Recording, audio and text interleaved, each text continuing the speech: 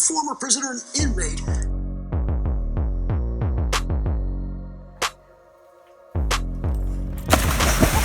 You did it. What are you doing, Guns? You bit the hell out of me. Wanna see you with your hands up. Going straight to the sky, let me see you put your hands up. Cause we do till we die and we on another level. I'm at New York City. To the rest of your body, got a piece of the pie. Told you once, told you twice that we only got one life. On the way to achieve success after prison, and he's going to share his story with us right now. Diamond shine, best at night. You wear yours, I'll wear mine. Go dumb tonight.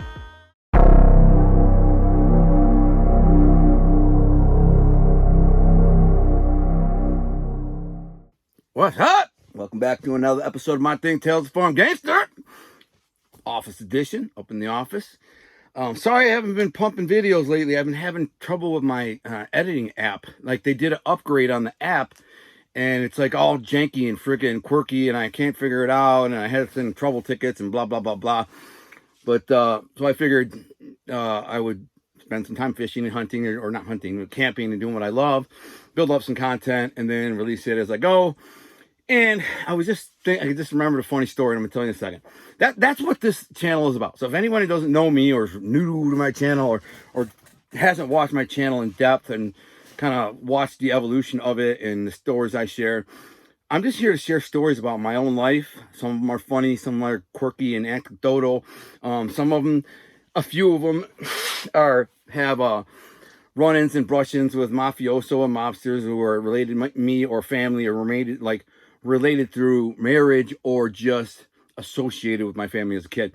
And there's some people who take a lot of time, effort, and energy out of their life to try and discredit me and prove some smoking gun where I'm lying, which is absurd, and I don't address it. It's kind of funny. But there's a couple things I'll say them really quick. Okay, one thing is about the house I grew up in. It was a big house to me when I was a kid. I lived there till I was 11. I estimated it at 4,000 square feet and worth $1 million. Apparently it was only 2,000 square feet and worth like $400,000. So I'm not a realtor. I don't look up stuff like that. I don't care. That's what these kids did. These people did it. So I overestimated the size and value, but to a little kid, it seemed like a big house. And it was in Grosse Pointe, Michigan, where the real estate is very, very expensive. In fact, it's argued that it's the most expensive real estate in the world, even more than Malibu. So I just assumed a house that big, that size, in that area would be worth probably $1 million. I'm very surprised it isn't.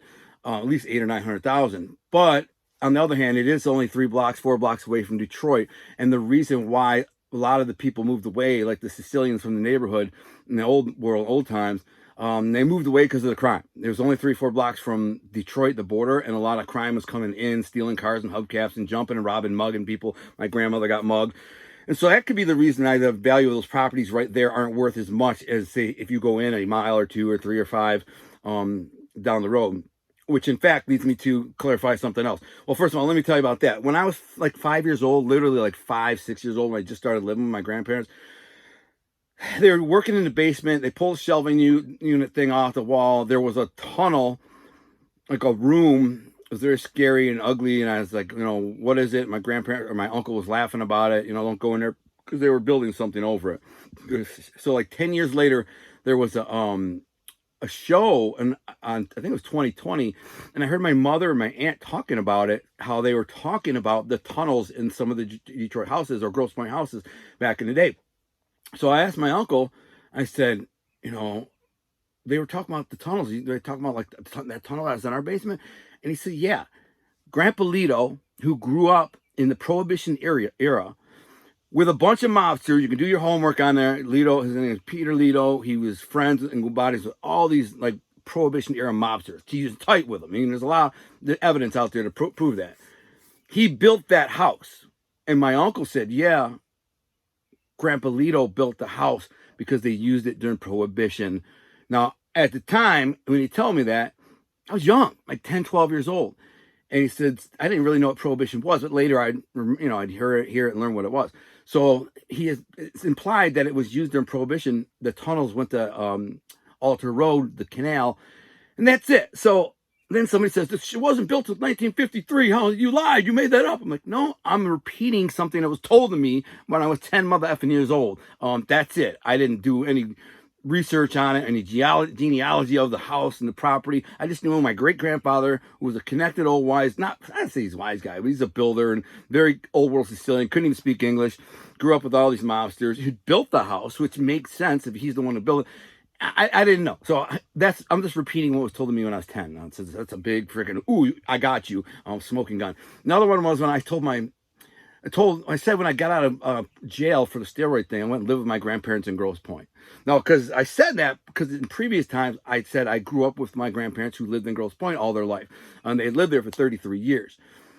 I didn't want to confuse people and say, oh, and I got out, I lived in St. Clair Shores. I just said I lived in Grosse Pointe, which really, they had moved like 5 miles north to the border of Grosse Pointe and St. Clair Shores, a neighboring town. They lived right almost on the border. So rather than confuse people, say I got out of jail and went and lived with my grandparents in St. Clair Shores where they lived for 30 years, I just said it's the same neighborhood. They had the same friends, same family, same everything. They went to the same church. They had the same functions, weddings and anniversaries and baptisms and parties and the same men and women came by our house that when we lived in Grosse Pointe came to St. Clair Shores. It was only like 5 miles away. It wasn't another planet. They didn't stop talking to the family or the people they grew up with, the people they'd known their whole life. People didn't drive 5 miles away because it was such a long ride. It was literally right there. In fact, a lot of the people had moved to St. Clair Shores. They didn't want to be near the ghetto. They want to be near the crime. So they moved to St. Clair Shores. Like Tony Giacalone had moved to Shores, right in the same area.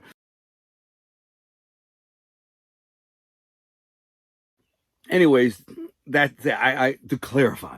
And that's because you got me to smoking. I lied. I said it was in Grosse Pointe. I'm like, it was St. Clair Shores, which borders Grosse Pointe, which is only 5 miles away from where they did live for 33 years. Why confuse people? And most people who hear this, they don't know where St. Clair Shores is. They don't know where Grosse Pointe is. They're like, God, he lived in another town. No, the same mother effing old wise guys came by my house when I was 20 years old, living with my grandparents in St. Clair Shores, as they did when I was 5 years old, living in Grosse Pointe, 10 years old, living in Grosse Pointe. Same guy. Same uncle, same aunts, same family, same cousins, niece and nephew. They went to the same churches. I had to go to the same funerals and weddings and baptisms and parties and anniversary parties, on and on. So it's not a smoking gun. You just are being, it's taking things out of context to try and make me look like an asshole, which is fine. I don't even care. That's not what this is about. The whole reason for this show, this channel, is to just share stories from my life that I think that you might find interesting, and some of them are more interesting than others. But if you're like a diehard mob guy, not the channel for you.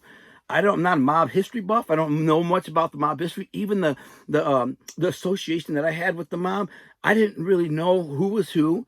I didn't know how the mob worked. You know what I'm saying? I learned more from watching The Godfather than I did. I just knew that these were mob guys coming around. This guy, that guy, that. My uncle would tell me.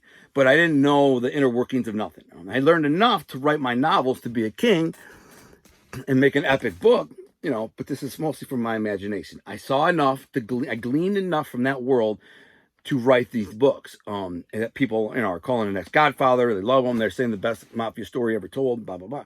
So, but in terms of like depth knowledge of the mafia and how it works, just like I quoted, I thought my great-grandfather was Joe Tocco, and it turned out he was Sam Tocco. I never met the guy. The guy died long before I was ever born.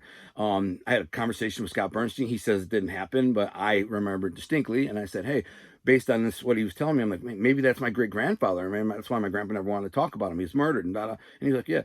He didn't remember the conversation, of course, but I didn't really care. I just said, oh, that's probably it. Because I knew my family was very tightly associated with those Toccos. They had the same name and the same friends and family and the same neighborhood.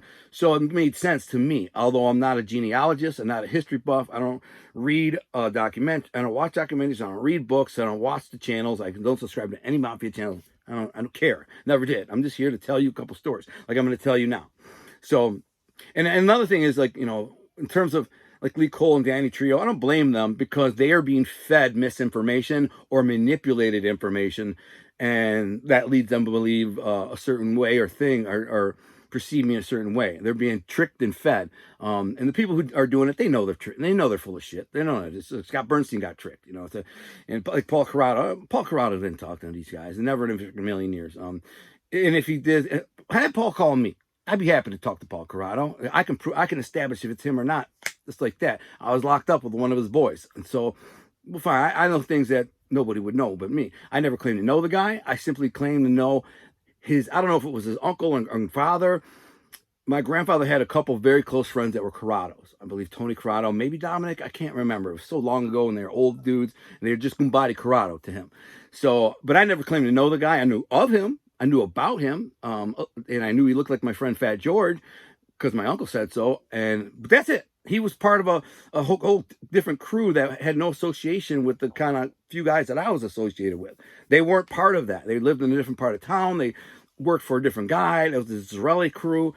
You know, I wasn't part of any crew, but the crew that I was around, like Giacalone, they weren't associated with them. Not that I know of. Not that they're just completely different. The Zarelli's crew is completely different. I wouldn't know the guy. By the way, but if you're going to ask him if he knows me, ask him if he knows Al. Al. My name is Al. Everybody knew me as Al Lindblom or Al Toko. Al, not Gunner. Nobody called me Gunner, ever. Never. It wasn't my name, and nobody called me that. Maybe a couple of my best friends would once in a while joke around, "What's up, Gunner?" But that's it. I was Al. And if you say Al, you know, Al Lindblom, was he in the clubs knocking people out? Was he out there, you know, robbing drug dealers and selling dope and doing all these things? You might remember, he might not. He's 15 years older than me, so I wouldn't expect him to know me. I don't know all these guys generations above me. But I'd be happy to have him call me. If he has something to say to me about anything I've said, he can call me, not some YouTube channel and some YouTube historians. That's a freaking joke. You know, I'm not scared of no one. I'll be happy to talk to him, whatever. Well, we'll know for sure if it's really him, because I got some things I could ask him that I would not only I would know because of his boy I was locked up with. So, anyways, this is a funny story that I wanted to share. Was I'm gonna wash my car, but like started getting thundery, and I thought, well, so much for washing my car. But it made me think of a story that I possibly have told at least parts of long time ago, hundreds of shows back. And it's kind of a crazy story, so I wanted to share it. And it's nothing to do with the mob, but it is gangster. And so it starts like this. Okay, this is right before I got locked up. The summer before I got locked up in like February of 2003. So this would be the summer of 2002. I had just bought a new house. I had a beautiful house. I should pipe in a picture of it right here if I can remember. Beautiful house, just plushed it out. Badass house. This is my second home too, by the way. I feel like something's crawling on me, man. Could be. I'm up in my office and we're remodeling.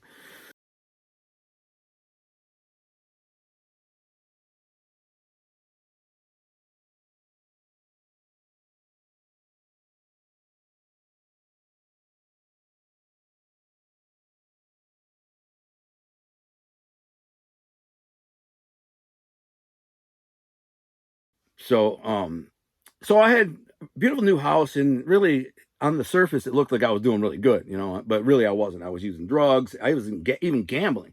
I had so much money coming in from so many different avenues. I was extorting a junkyard who was selling stolen cars.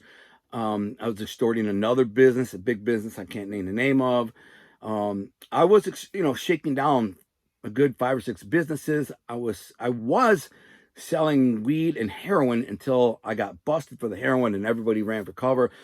So I wasn't making as much money as I needed. And I just bought this new house, and in my garage, I had a jet boat,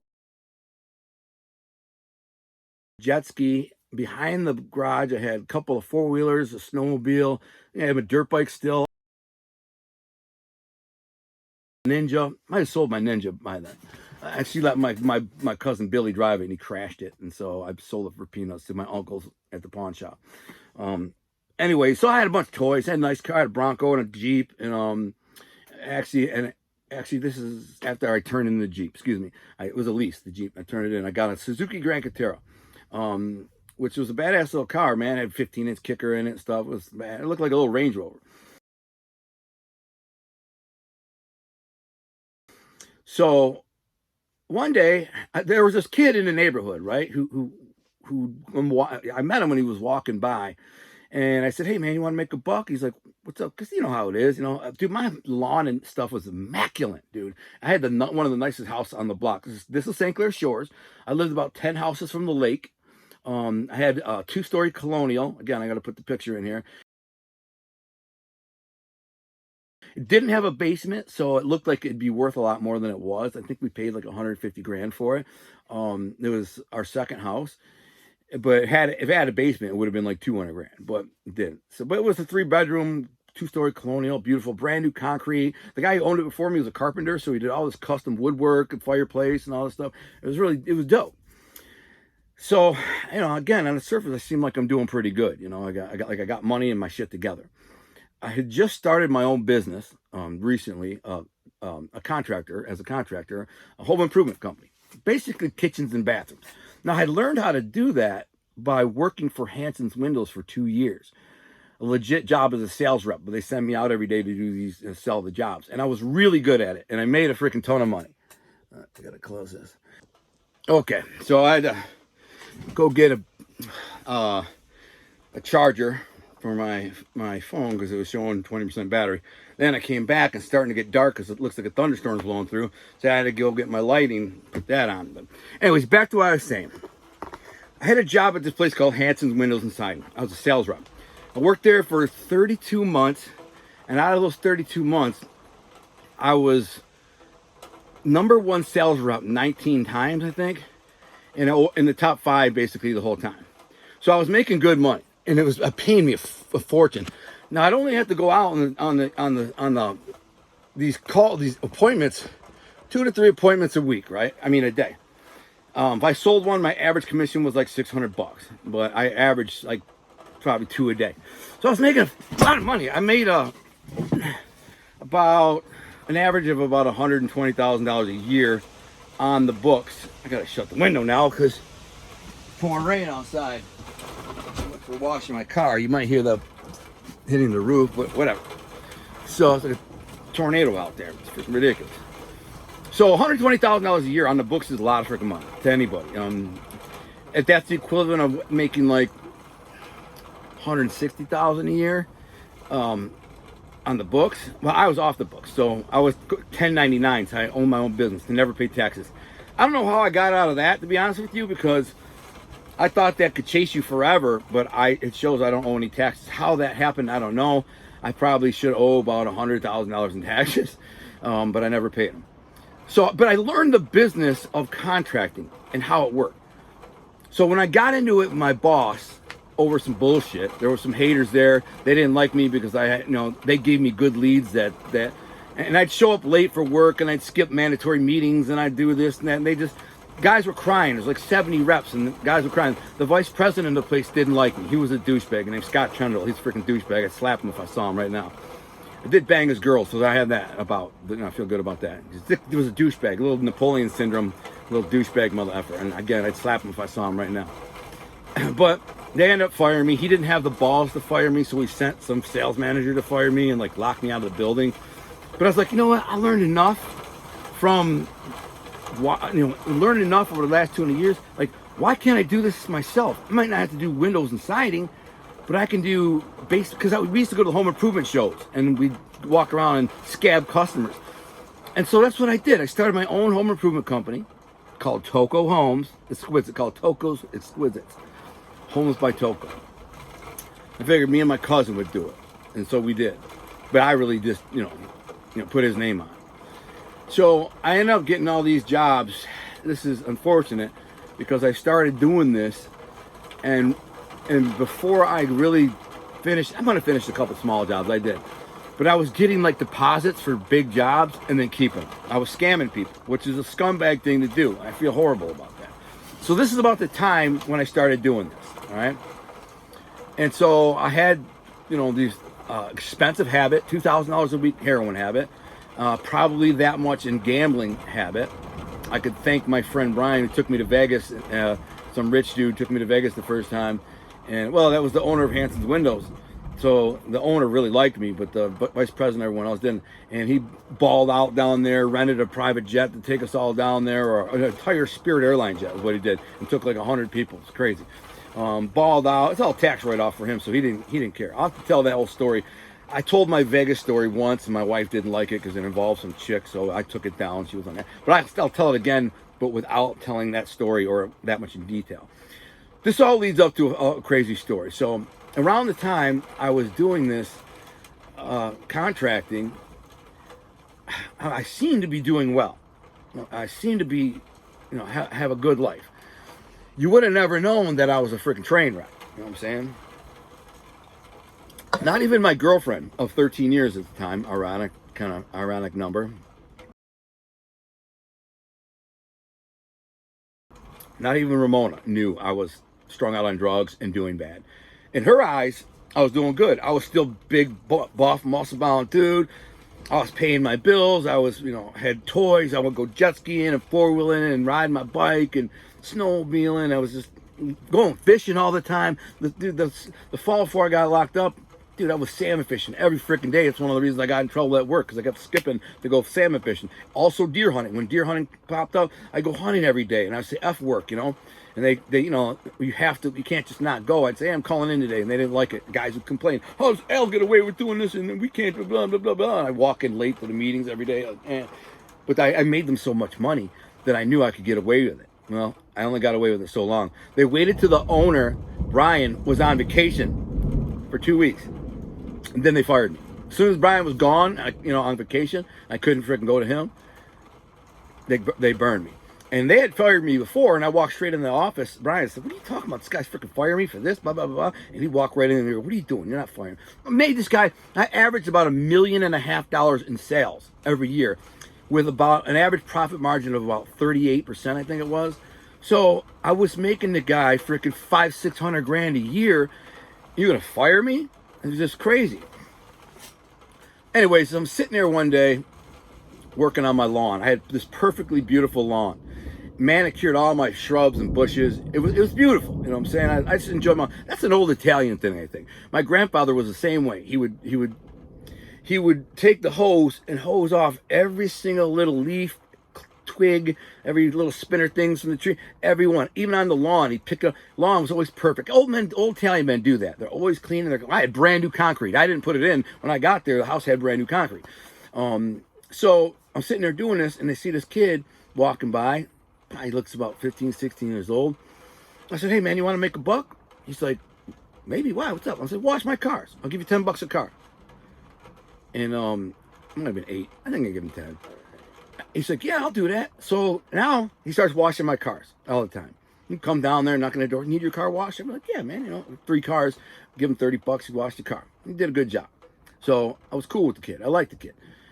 I didn't really know nothing about him, just a kid who lived down the block. He'd walk by once in a while. So then one day, he's walking by, and it's a super freaking hot day. It's like literally like 95, 97 degrees. Really hot day. The sun's blazing. I think I just smoked a joint and was like sitting on my porch. I had this beautiful porch. I had all this custom wood railing that the last owner put in, the carpenter. Okay, well, I was walking by. I say, hey man, where you going? He's like, oh man, I got a party, I think. Like a birthday party or something to go to. And I got to go to the mall and buy a gift. I said, you're walking to the mall to buy a gift?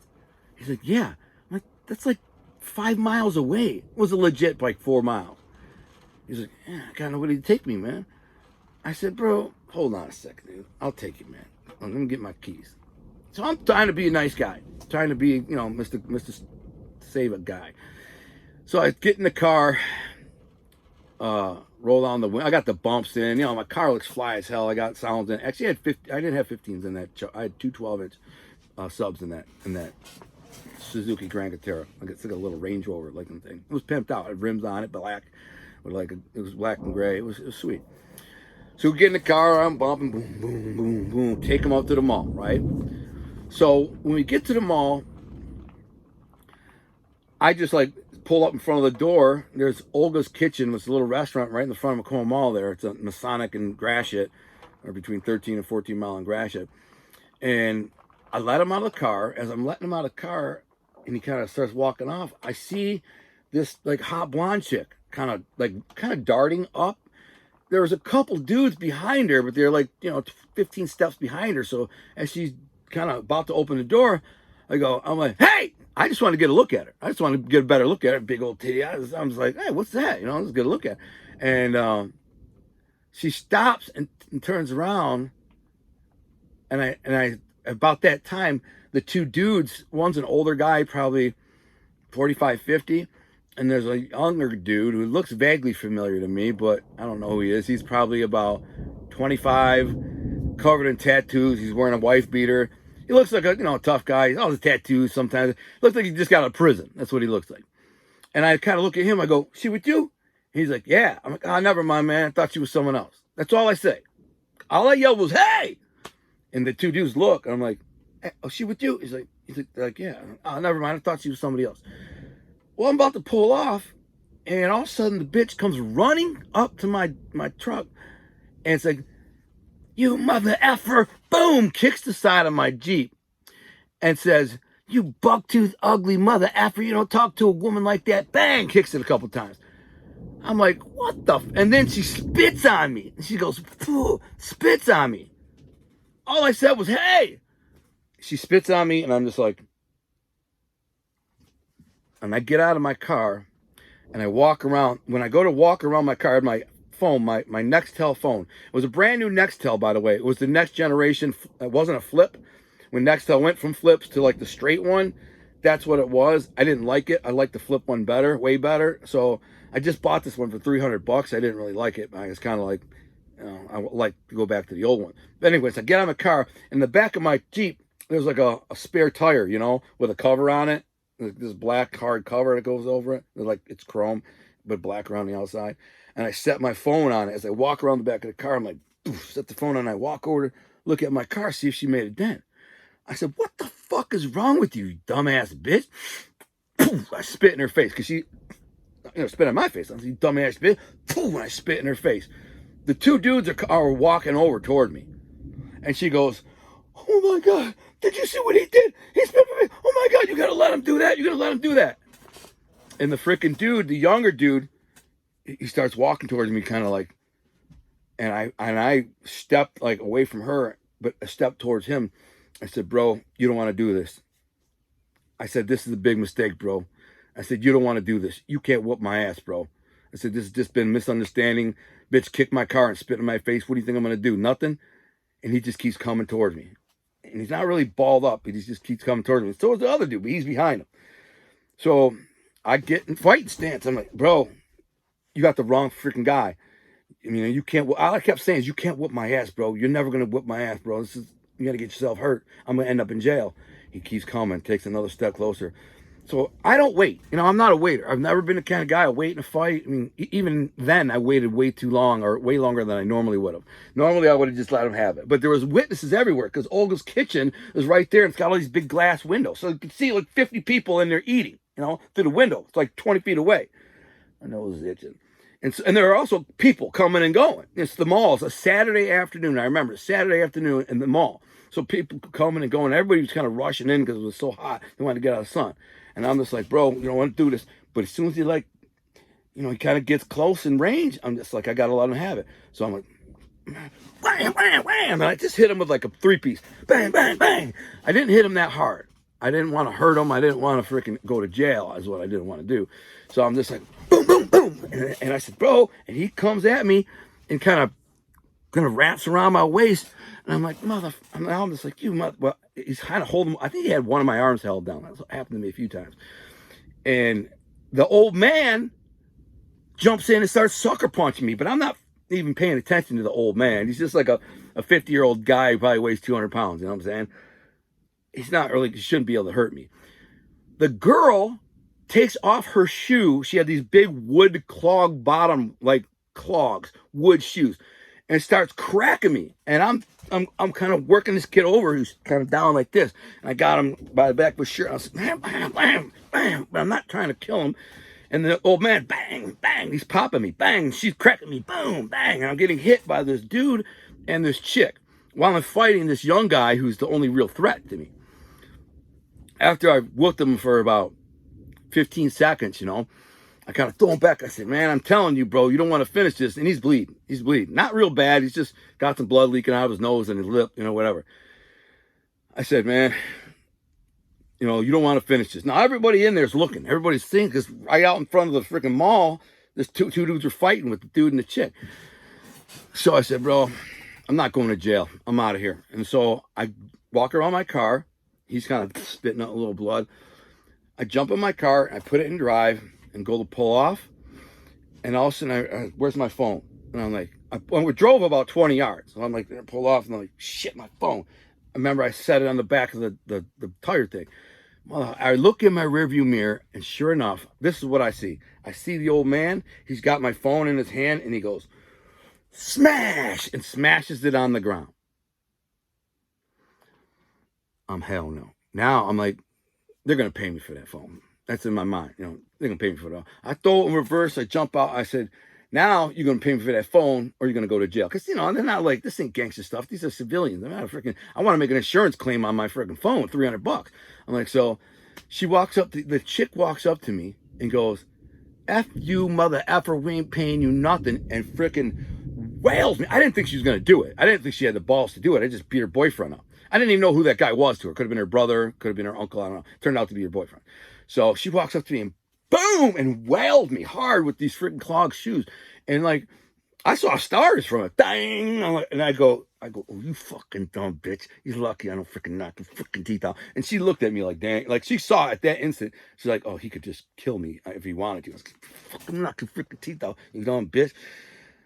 And I said, you're paying my phone or going to jail. Paying for my phone or going to jail. It's like, we ain't paying nothing. So they turn around and start walking out to the parking lot. I start following them. I'm going to get their plate. I'm going to, you know, get reimbursed for this phone. So they walk out into the parking lot thinking I'm not going to follow. And I will act like I go to my car, and then I stop and I wait. And then I'm like waiting to see where they go so I can, you know, get the plate. And all of a sudden, the kid, the young guy decides to be a hero all of a sudden. And he's like, all of a sudden he wants to fight. And he comes running in at me. So I'm like, the door of my car is open. And I'm standing in that little space between my door and my seat there, standing. This mother effer comes running in, swinging wild as hell. And I'm like, I grab him, bang. And I start beating the shit out of him. I mean, I'm just, I told you, man. I told you, I warned you, bam, bam, bam, bam, bam, bam, bam, bam. He's down like this, but I'm getting him hard. I mean, he's incapacitated. I'm surprised he's even on his feet. The dude, the old man, though, comes running back in and bang, he's popping me, bang, bang. So I'm wailing on this dude because he's the only one who's a real threat. But the old man's popping me. The chick with her shoe goes to the front of my car and starts wailing the hood of my car. Mother effer, bang, bang, bang. Now, at some point, while she was jumping around on her freaking 1 3-inch clog heel shoe, she slipped and fell. I don't know this at this point, but she slipped, like probably rolled her ankle, slipped and fell, scratched her leg. She got a little like scuff on her leg. So around this point, while I'm wailing this dude, here comes mall security comes pulling up. And they jump out and they're like, hey, break it up, blah, blah, blah. I said, man, this mother, first of all, they spits in my face, kicks my car, hits me with a shoe, busts up my car again. Then they jump me twice.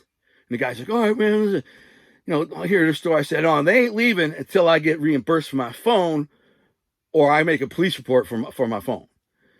So around that time, within seconds, here comes the Roseville cop. Two Roseville cops. First one, like a minute later, another one. They pull up and they're like, hey, what's going on? What happened? I said, listen, man, this is what happened. So the one cop pulls me aside, and another cop goes with them, pulls them aside. They're like kind of out in the parking lot. So I tell this cop the whole story, right? There are a couple witnesses. At this point, there are like 5 witnesses there. A man, a couple women, and they're all standing around saying, yeah, I saw everything. But as I'm telling my story, another cop pulls up, and out of it jumps like a police captain or lieutenant or something. And rather than walk over to me, because they ran my name right away, and that's why they came. Then rather than walk over to me, he goes over and listens to their story for like 10 minutes. And I'm telling this one cop my side of the story, which is all true. exactly what they did. And I just was defending myself. I didn't want to fight. He came up on me. I hit him, They jumped me. She busted me with the shoe, busted my car. He's like, all right, man, sounds like, kind of they were in the wrong. I was like, yeah. I mean, and there's a bunch of witnesses sitting right there.